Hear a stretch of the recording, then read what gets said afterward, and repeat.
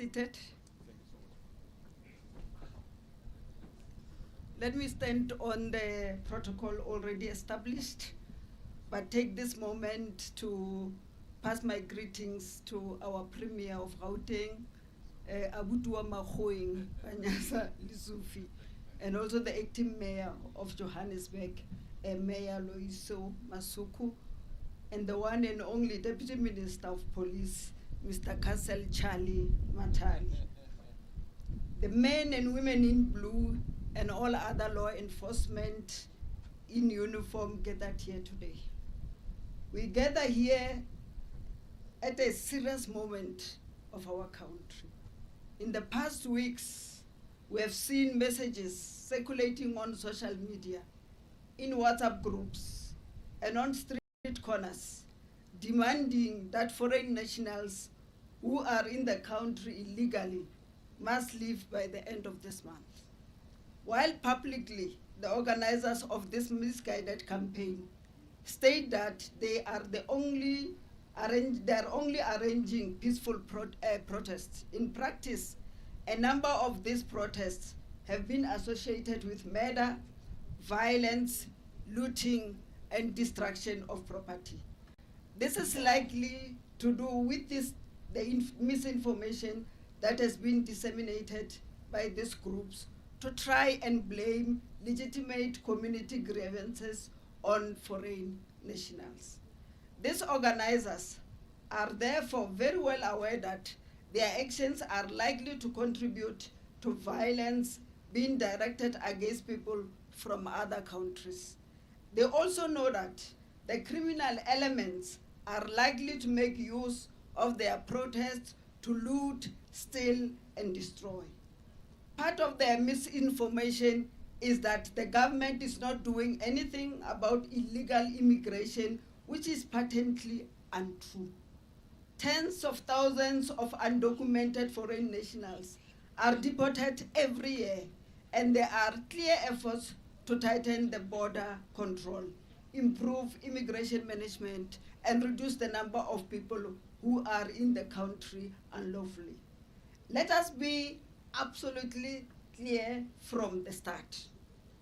This small minority of misguided people who think that our deep-rooted social and economic problems can simply solved by targeting foreign nationals are themselves part of the problem.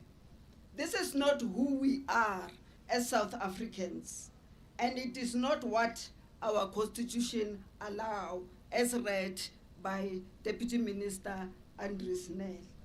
You, the members of South African Police Service, along with our law enforcement and private security partners, are the first and the last line of defense between peace and chaos, between the rule of law and the rule of the mob. Today, we are here to give you your marching orders, to give you clarity and to give you support, and importantly, also to recognize and show appreciations for the sacrifice and burden that we are placing on your shoulder. The first one is supporting you while you protect the public. We want to start with our most valuable resource, which is you. Our law enforcement officers, Metro Police members, and support staff. We are asking a lot from you. We are asking you to work long hours in difficult conditions, in dense communities, and volatile situations. We are asking you to stand between angry crowds and vulnerable people. We are asking you to make quick decisions under enormous pressure, decisions that may be scrutinized forever. We know the following realities. Some of you will miss important family events like your birthdays, school functions, and other commitments important to you because duty calls. Some of you will be deployed far from homes, sleeping in temporary accommodation. Some of you will be shouted at, insulted, and even attacked for simply doing your job. As the Ministry of Police, we want to say to you, we recognize and appreciate your sacrifice. We do not take your commitment for granted. We expect our SAPS leadership to ensure that adequate rest breaks are planned as operational demands allow. You are equipped with the necessary protective gear and resources. Operational orders are clear and commanders are accountable. Psychological support and counseling are available during and after major operation. While we call on you to be professional and disciplined, we must also protect you from being unfairly used as scapegoats. When you act within the law, in accordance with your training and standing orders, this ministry and our SAPS leadership will stand with you. At the same time, if you fail to undertake the duties responsibly, who undermine public trust in the SAPS or betray the colleagues in any way, we will be held accountable. They will not be shielded. We must protect the reputation of the vast majority of you by dimly family with those few who dishonor the badge. Number two, our constitutional duty. The starting point is simple. Every person in South Africa, citizen, refugee, asylum seeker, documented or undocumented foreign national, every person is entitled to protection under our constitution and our laws. You are not just enforcing orders from your commanders. You are enforcing the highest law in the land, the Constitution of the Republic of South Africa, a constitution born from great struggle and much sacrifice, and one that, if we promote its values and principles, will enable us to build the prosperous and free society we all yearn for. However, this does not mean people are allowed to be in our country without proper documentation. Our law enforcement agencies are mandated to arrest and deport those who are here unlawfully, but must do so in a fair and transparent manner. Our country has a history where some people had more rights than others, where the color of your skin, your ethnicity, the language you spoke, and where you were born determine your position in society, your rights, and as a result, access to a better future. That was a deeply unfair society, and we contribute, or we continue to suffer the consequences of this brutal system today. But we will never achieve a better future for all of us if we succumb to blaming our problem on groups of people who we think are different from us. This is where the organizers and supporters of these xenophobic initiatives share values with the apartheid government and many right-wing and reactionary groups around the world. As the Minister of Police, I want to say this unequivocally. There will be no tolerance to vigilantism, no tolerance to xenophobia or any type of violence, no tolerance to intimidation, and no tolerance for anyone, no matter who they think they are, who thinks they can decide who may or may not live in our communities. Your job is not to take sides based on nationality, language, or origin. Your job is to take the side of the law, to protect and support the vast majority of our fellow citizens and foreign nationals living here legally from violence and harm being propagated by misguided few and the criminal networks that seeks to take advantage from the chaos they hope to sow. The mandate to prevent violence, not only to respond. We are not deploying you to respond to violence. That is or has been already happening. We are deploying you to prevent violence from happening in the first place. That means, in terms of visible policing, through targeted patrols, visibility can deter those who think of causing trouble. A blue uniform, a marked vehicle, a trained police official ready to protect the community.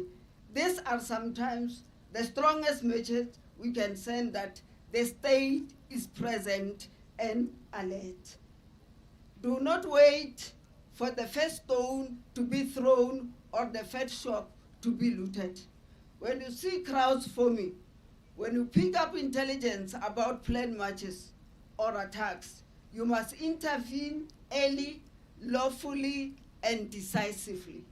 Engage with community leaders, councillors, business forums, and anyone who may influence events. Explain the legal boundaries clearly.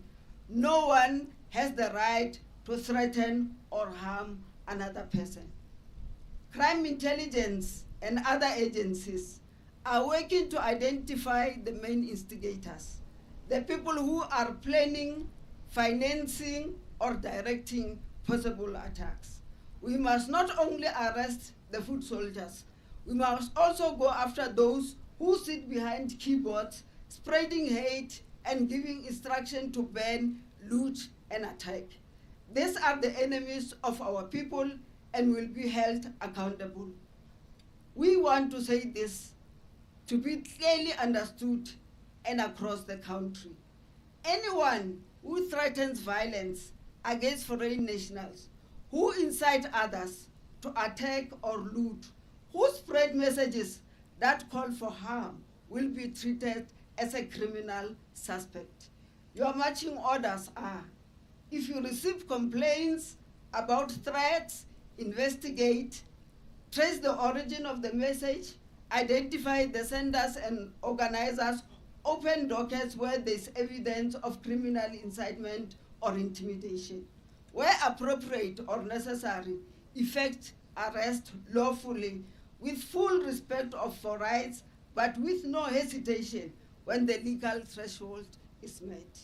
Where violence breaks out, your responsibility is to stop it as quickly and safely as possible.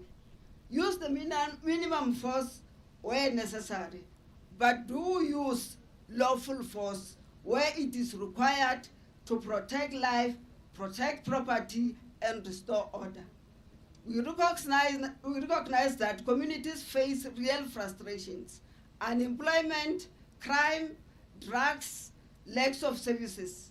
But none of this give any person the right to attack another because they are from another country. Do not allow criminals to hide behind the language of protest or community anger when their real objective is violence and looting. Where a so-called peaceful protest tends to intimidation, assault, or vandalism, you are empowered to act swiftly and lawfully. One of our biggest challenges in the past has been the failure to secure convictions even when the arrests have been made. This time, we must do better. Your marching orders include: when a violence incident occurs, an assault, arson, looting, intimidation, treat the scene as you would any serious crime. Secure the area, protect potential evidence from being contaminated or removed, take photographs, record videos where appropriate, and collect physical evidence properly and label it correctly. Many people fear reporting crimes. They may fear retaliation from those who have committed an act of violence or intimidation. You must assure them, if they are victims or witnesses of crime, our priority is their safety and justice. Take detailed, accurate statements. Protect sensitive witnesses as far as possible. Screenshots, voice notes, location data, videos shared on social media can be crucial evidence. Work with our special units to lawfully preserve, trace, and present digital evidence in court. When you come across messages that threaten violence, escalate them properly through official channels. Policing succeeds best when it is undertaken in partnership with communities. Your role at this time includes engaging with community leaders who reject violence and strive for peace and stability in their communities. Work with ward councillors, traditional leaders, religious leaders, community policing forums, youth structures, and business associations who are committed to peace. Make it clear we are prepared to listen to grievances, to facilitate lawful protests, and to engage constructively. But we draw a firm line at threats, violence, and destruction of properties. Transparency and communications are always important. Where you make arrests or disperse gathering, explain what you are doing and why as far as operationally possible. The more the public understand the law and our mandate, the less space there is for rumors and manipulation. This operation is not just about SAPS. It involves other law enforcement agencies such as Metropolitan and Municipal Police and private companies. I must thank the private security companies who, through the Business Against Crime Two Eyes and Ears initiative, are coming on board to help keep our country safe. All of you must operate as one integrated force, sharing information, coordinating operations, and supporting each other while keeping to the same key goal to protect everyone in South Africa and uphold the rule of law.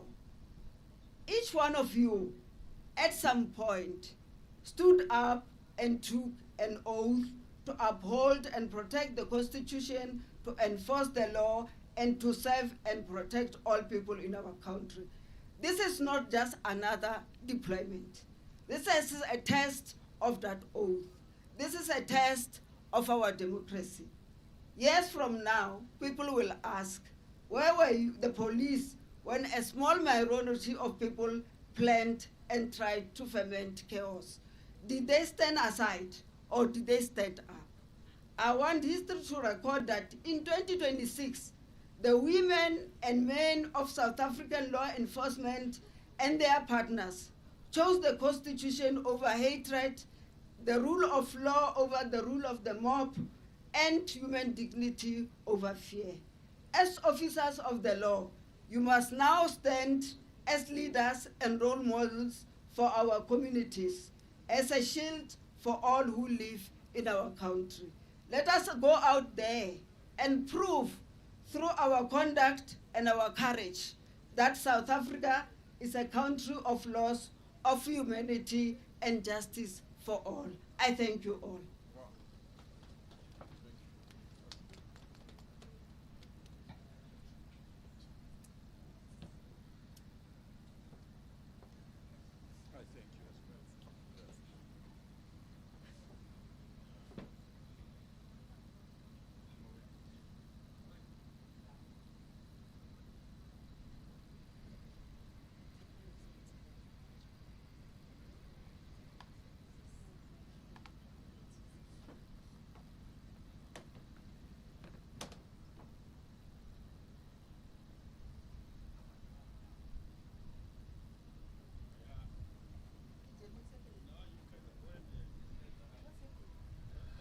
All right, thank you, ladies and gentlemen.